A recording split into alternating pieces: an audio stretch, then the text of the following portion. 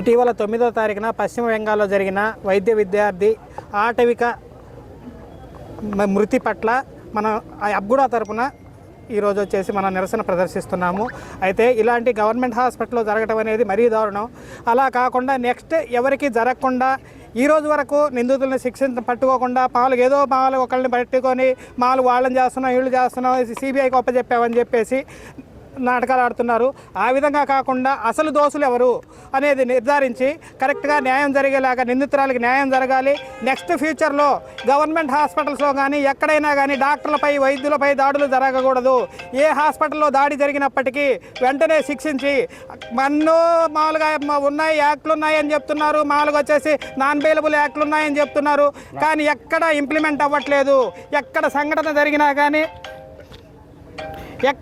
జరిగినా కానీ మామూలుగా 4 రోజుల్లో సమసిపోతున్నాయి తప్ప మామూలుగా డాక్టర్స్కి ఎక్కడా న్యాయం జరగట్లేదు.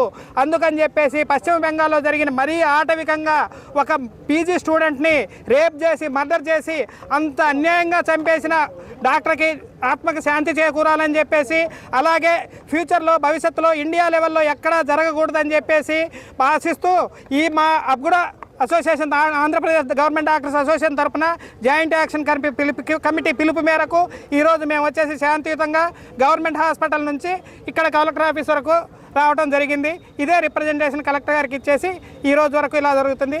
రేపు సోమవారం నుంచి మాకు న్యాయం జరగని పక్షంలో ఈ రోజు వరకు ఓన్లీ ఎమర్జెన్సీలు చూస్తున్నాము, ఎలక్టివ్లు ఆపాము. సోమవారం నుంచి మాకు న్యాయం జరగని పక్షంలో ఎమర్జెన్సీలను కూడా ఆపేసి మాకు న్యాయం జరిగే వరకు శాంతి పోరాటం చేస్తామని చెప్పేసి ఈ విధంగా పత్రికాముఖంగా అందరికీ తెలియజేస్తున్నాను. నమస్కారం.